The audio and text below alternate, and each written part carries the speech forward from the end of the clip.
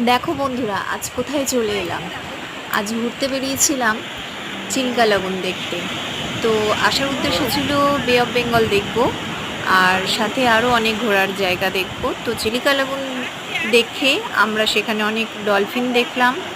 Guide আমাদের dolphin দেখালেন আর দেখালেন অনেক সামুদ্রিক পাখি। তারপর আমাদের নামিয়ে দিলেন একটি নির্জন আইল্যান্ড, রাজহংস আইল্যান্ড।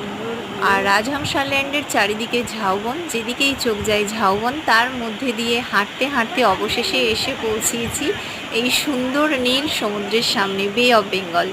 দেখো জলটা কত নীল, আর ঢেউগুলো যখন উঠছে কি যে অপূর্ব সুন্দর নীল রঙের জলটা লাগছে দেখতে। চোখে না দেখলে এত সুন্দর যে সমুদ্রের রূপ, এটা ভাবাই যায় না। এর আগে এমন সুন্দর নীল সমুদ্র আমি দেখিনি। পুরীতে তো অনেকবার এসেছি, তবে এই জায়গাটায় এই ফার্স্ট টাইম আসা। পুরী থেকে এই অঞ্চলটা দেখতে বেশ